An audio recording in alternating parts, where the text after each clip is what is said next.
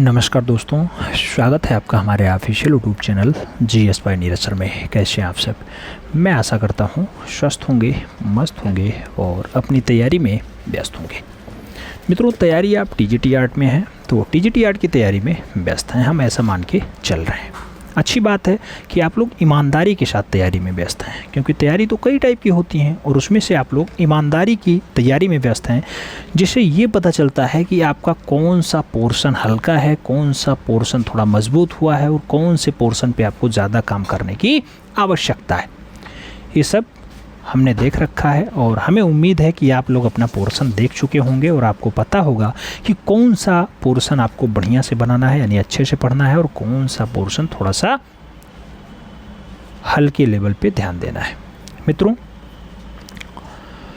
आज से हम आपको जो है पाश्चात्य कला के बारे में पढ़ाना चाहते हैं, लेकिन उससे पहले थोड़ा सा डाटा देख लेते हैं कि भारत में कौन कौन से आपके कलाकार ऐसे हैं जिनका संबंध प्रभाववाद से है, या फिर कौन ऐसा है जो ग्राफिक कला में संबंध रखता है, या फिर कौन कलाकार ऐसे हैं जो कला समीक्षक हैं। जैसे पूछा जाता है इनमें से कला समीक्षक हैं तो नाम दे दिया जाता है, उसमें से आपको बताना होता है।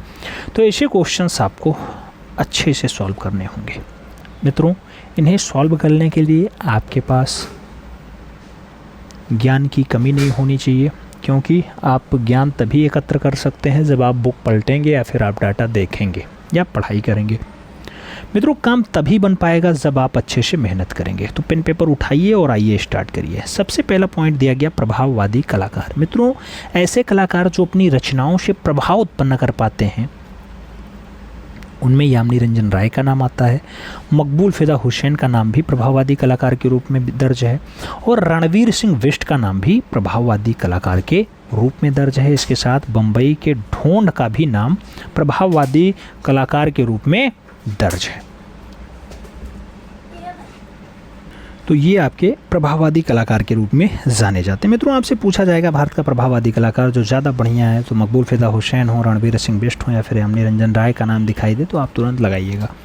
आगे बढ़ेंगे। अगला महत्वपूर्ण पॉइंट जो खूब पूछा जाता है, भारत के घनवादी कलाकार कौन कौन से हैं। और घनवादी में आप जानते हैं खूब ज़्यादा नाम भी पूछा जाता है, जिसमें से पहला नाम आपका गगनेन्द्र टैगोर के साथ जुड़ा हुआ है 1920 में, कई किताबों 1922 में। गगनेन्द्र टैगोर भारत के पहले घनवादी माने जाते हैं।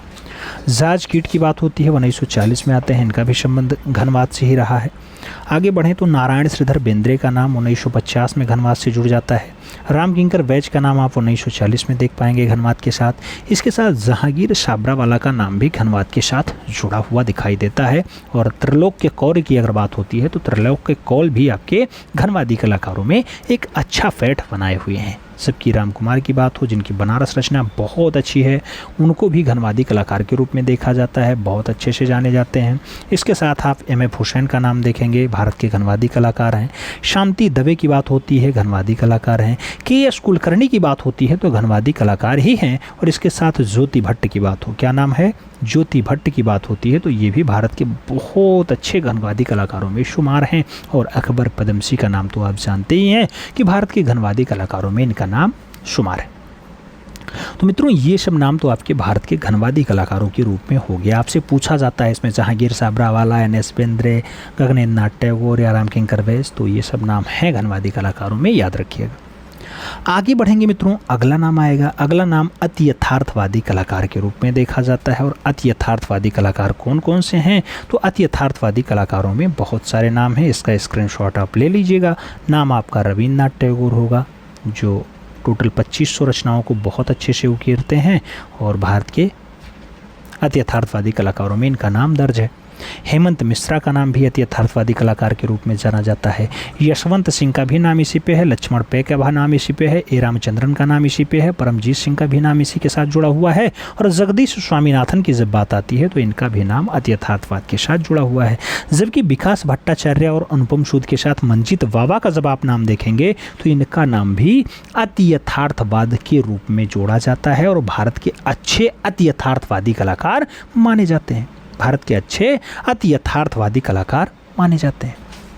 मित्रों क्वेश्चंस कोई एक दो ही छपेगा इसमें से, हो सकता है प्रभाववाद से पूछ ले, हो सकता है घर्मवाद से पूछ ले, हो सकता है यथार्थवाद से पूछ ले, हो सकता है अभिव्यंजनावाद से पूछ ले। तो आइए अभिव्यंजनावाद भी देख लेते हैं। अभिव्यंजनावादी कलाकार की अगर बात होती है मित्रों तो नाम देखिएगा, रविंद्रनाथ टैगोर अभिव्यंजनावादी कलाकार हैं। केशियस पणिक्कर की बात होती है, अभिव्यंजनावादी कलाकार के बहुत अच्छे कलाकार हैं। राम कुमार की बात होती है, व्यंजनावादी कलाकारों में भी इनका नाम शुमार है। सतीश चंद्र गुजराल की बात होती है, इंद्र कुमार गुजराल के भाई साहब हैं, आप जानते हैं इंद्र कुमार गुजराल भारत के प्रधानमंत्री रहे हैं, उनके छोटे भाई हैं सतीश चंद्र गुजराल। इनका नाम भी आप जो है अभिव्यंजनावाद के रूप में देखते हैं। इसके साथ फ्रांसिस न्यूटन सूजा का नाम जब आप देखेंगे तो इनका नाम भी आप इसके साथ देख पाएंगे, अभिव्यंजनावादी कलाकार के रूप में देख पाएंगे। अविनाश चंद्र की बात होती है, व्यंजनावादी कलाकारों में बहुत अच्छा नाम होता है अविनाश चंद्र का। नंदलाल बसु की नाम आए, अब व्यंजनावादी में लगाइएगा। सैलोज मुखर्जी की बात आती है, व्यंजनावादी कलाकारों में नाम शुमार है। अकबर पदमसी हैं व्यंजनावादी कलाकार।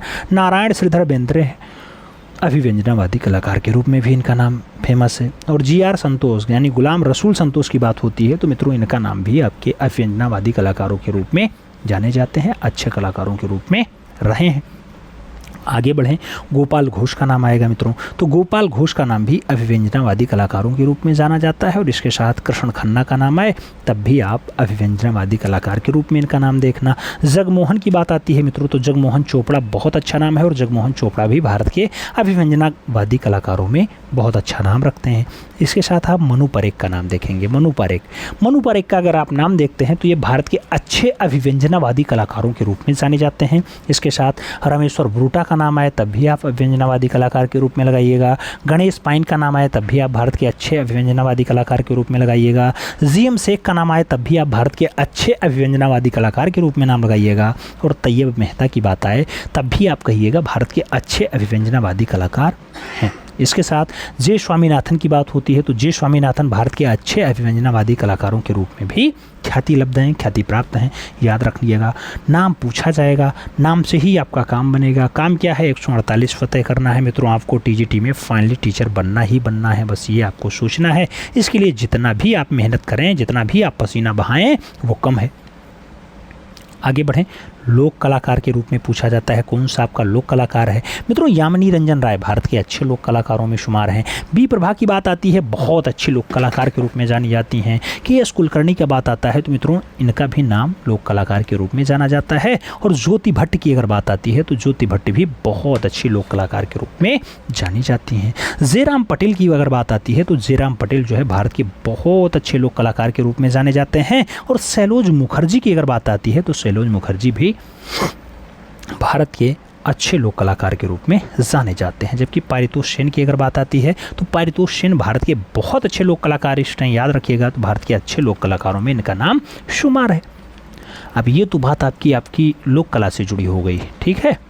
आगे बढ़ेंगे तो कला समीक्षक, और खूब पूछे जाते हैं कला समीक्षक, आपकी परीक्षा में खूब पूछा जाएगा इनमें से कौन कला समीक्षक के रूप में जाना जाता है, तो आप लगाएंगे आंसर। तो कला समीक्षक भी पढ़ना बहुत ज़रूरी हो जाता है मित्रों। बढ़िया कला समीक्षक में पहला नाम रामचंद्र शुक्ल का दिया गया है, याद रखिएगा। प्रख्यात कला समीक्षक हैं। आनंद गौड़ीश कुमार स्वामी की बात आती है, कला समीक्षक के रूप में जाने जाते हैं। अर्नेस्ट वेनफील्ड हैवेल की बात होती है, अर्नेस्ट वेनफील्ड हैवेल भी बहुत अच्छे कला समीक्षक हैं। सत्येंद्र दुबे की बात आती है, प्रख्यात कला समीक्षक हैं। दिनकर कौशिक की बात आती है, बहुत अच्छे कला समीक्षक हैं। शांति दवे पूछा गया क्वेश्चन से, शांति दवे कला समीक्षक के रूप में जानी जाती हैं। स्टेला कैम्ब्रिज की अगर बात होती है तो स्टेला कैम्ब्रिज भी बहुत अच्छे कलाकारों के रूप में जानी जाती हैं, जो अच्छी कला समीक्षक भी हैं। इसके साथ चमन सिंह चमन की अगर बात आती है तो चमन सिंह चमन भी बहुत अच्छे कला समीक्षक हैं। और जयाप्पा स्वामी की अगर बात आती है तो जयाप्पा स्वामी भी बहुत अच्छी जो है कला समीक्षक के रूप में जानी जाती हैं। जगदीश मित्तल का नाम आप लोग याद रखिएगा, अच्छे कला समीक्षक के रूप में नाम जाना जाता है। दिनकर कौशिक का भी नाम आप बहुत अच्छे कला समीक्षक के रूप में देखते हैं। और मुल्क राज आनंद की अगर बात होती है तो मित्रों मुल्क राज आनंद को भी आप अच्छे कला समीक्षक के रूप में देख सकते हैं। उसके साथ राम कुमार, वही बनारस शीर्षक वाले मित्रों, इनकी जो कला की रुचि है मित्रों इतना ही आगे है कि ये कला समीक्षक के रूप में भी जाने जाते हैं। और गोपाल मधुकर चतुर्वेदी की अगर बात आती है तो गोपाल मधुकर चतुर्वेदी का जो नाम है मित्रों प्रख्यात कला समीक्षक के रूप में है। तो अगर आपसे ऑप्शंस में नाम पूछे तो आप ज़रूर लगाइएगा। इसके साथ कला समीक्षक के साथ एक डाटा और आपको पढ़ना ज़रूरी हो जाता है। फंतासी कलाकार, फंतासी कलाकार की अगर बात आती है मित्रों तो विकास भट्टाचार्य का नाम आएगा फंतासी कलाकार के रूप में, परमजीत सिंह का नाम आएगा फंतासी कलाकार के रूप में, गणेश पाइन का नाम आएगा फंतासी कलाकार के रूप में, और लक्ष्मण गौड़ का नाम बहुत अच्छे से लिया जाता है, फंतासी कलाकार के रूप में लिया जाता है। रामानुजम की बात होती है तो रामानुजम एक अच्छे फंतासी कलाकार हैं। जोगेन चौधरी की बात आती है तो जोगेन चौधरी भी बहुत अच्छे फंतासी कलाकार हैं। जबकि अर्पिता सिंह की बात आती है तो अर्पिता सिंह बहुत अच्छी क्या हैं फंतासी कलाकार के रूप में जानी जाती हैं। अब थोड़ा सा आगे बढ़ा जाए और आगे ग्राफिक्स कलाकार, ग्राफिक्स मतलब आपकी छापा कलाकार, इनके रूप में देखा जाए तो मित्रों जैसे आप ग्राफिक्स की बात करते हैं तो छापा प्रेस के बारे में पता चलना चाहिए कौन सा कहाँ पे है। इंडियन प्रेस की अगर बात होती है तो इलाहाबाद में स्थित है। चश्मे नूर प्रेस की अगर बात होती है तो अमृतसर में स्थित है। चित्रशाला प्रेस की अगर बात होती है तो पूना में स्थित है। जबकि कलात्मक विधि में छापा चित्रण के पहले सफल कलाकार कौन होते हैं तो कलात्मक विधि में छापा का सबसे पहला काम गगनेंद्र नाथ टैगोर के द्वारा किया जाता है, ये भी आपको याद रखना है। और आगे बढ़ेंगे तो शांति निकेतन की बात आएगी। शांति निकेतन के किन कलाचार्यों ने उत्कीर्ण और अमलांकन विधियों का प्रयोग किया है तो इसमें नंदलाल बसु का नाम आएगा कि अमलांकन विधि नंदलाल बसु ने भी प्रयोग किया। विनोद बिहारी मुखर्जी ने भी अमलांकन विधि को अच्छे से यूज किया है, तो ये भी आपको याद रखने की आवश्यकता है। आगे बढ़ें, आगे कहा जाता है आधुनिक भारतीय प्रिंट बनाने का विकास कब हुआ तो आधुनिक भारतीय प्रिंट की बात आती है तो ये 1950 के बाद जो है आधुनिक में भारतीय प्रिंट बनना स्टार्ट होता है। और ग्राफिक कलाकारों का ग्रुप कौन सा है मित्रों तो जब आपसे पूछा जाए ग्राफिक कलाकारों का ग्रुप है तो उसमें आप लगाइएगा ग्रुप 8 है। और दिल्ली में ग्रुप 8 की स्थापना कब हुई तो 1967 में हुई। कब हुई है 1967 में हुई है, याद रखिएगा। और आगे बढ़ेंगे, वर्तमान में ग्राफिक्स कलाकारों का नाम क्या क्या है मित्रों तो कलाकारों के नामों में सबसे पहला नाम देवयानी कृष्ण का लगाइएगा, खूब पूछा जाता है। देवयानी कृष्ण रूप में ग्राफिक कलाकार के रूप में जाने जाते हैं। अनुपम सूद की बात आती है, ग्राफिक मतलब छापा, याद रखिएगा छापा कलाकार। अनुपम सूद का नाम छापा कलाकार के रूप में यानी ग्राफिक कलाकार के रूप में फेमस है। प्रेमजीत सिंह की बात होती है, ग्राफिक कलाकार हैं। सतीश गुप्त की बात होती है तो सतीश गुप्त भी आपके ग्राफिक कलाकार हैं। जरीना की बात होती है, बहुत अच्छी ग्राफिक कलाकार हैं। भावेश की बात होती है, भावेश सान्याल भी बहुत अच्छे ग्राफिक कलाकार यानी छापा कलाकार के रूप में जाने जाते हैं। और मंजीत बाबा का नाम तो बहुत बार पूछा गया है मित्रों, मंजीत बाबा आपके अच्छे ग्राफिक कलाकार के रूप में ख्याति लब्ध हैं। जबकि जे स्वामीनाथन की बात होती है तो जगदीश स्वामीनाथन बहुत अच्छे ग्राफिक कलाकार हैं। गुलाम रसूल संतोष की बात आती है, अच्छे ग्राफिक कलाकार के रूप में जाने जाते हैं। लक्ष्मण पै का नाम आया तब भी आपको ग्राफिक कलाकार के रूप में लगाना होगा। और गुलाम मोहम्मद शेख की जब बात आती है तो GM शेख भी एक अच्छे ग्राफिक कलाकार के रूप में जाने जाते हैं, पहचान बनाए हुए हैं मित्रों। आगे बढ़ेंगे, रमेश्वर बूटा का बात आएगा। रमेश्वर बूटा की अगर बात आती है तो रमेश्वर बूटा भी बहुत अच्छे छापा कलाकार हैं यानी बहुत अच्छे ग्राफिक कलाकार के रूप में जाने जाते हैं। तो ये सब नाम मित्रों आपकी परीक्षा में पूछे जाते हैं। हमें उम्मीद है कि एक क्लास से आपका क्या क्या कंप्लीट हो सकता है।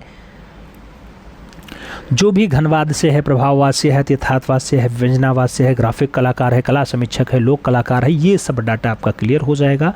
यानी आप ये जान पाएंगे कौन कहाँ से है। जैसे हम आपसे पूछें कि कलात्मक विधि में छापा चित्र सबसे पहले किसने बनाया तो आपको टेंशन नहीं होना चाहिए, सीधे नाम गगनेंद्र नाथ टैगोर का आना चाहिए। अगर हमने आपसे पूछ लिया कि मकबूल फिदा हुसैन घनवादी कलाकार हैं तो आप तुरंत कहेंगे हाँ सर हैं। अगर हमने आपसे पूछ लिया कि ये बताइए गुलाम रसूल संतोष की हम बात करते हैं, गुलाम रसूल संतोष का नाम किस रूप में है तो आप कहेंगे सर जी अभिव्यंजनावादी रूप में जाना जाता है। अगर हम आपसे पूछें कि क्या गोपाल मधुकर चतुर्वेदी या फिर दिनकर कौशिक जी कला समीक्षक हैं तो आपको तुरंत आंसर्स देना है कि हाँ ये प्रख्यात कला समीक्षक के रूप में ख्याति लब्ध है।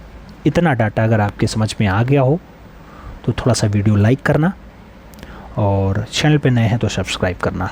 आज एक डेट और है, आज क्या है, आज नाग पंचमी है। आप सभी को नाग पंचमी पर्व की बहुत बहुत शुभकामनाएं। भगवान आशुतोष आपकी समस्त मनोकामनाएं पूरी करें, आप इस बार सिलेक्ट हों और अपने माँ बाप के सपने को साकार करें, हमारी यही आकांक्षा है। मिलते हैं क्षण में, तब तक के लिए दिल से सल्यूट। जय हिंद।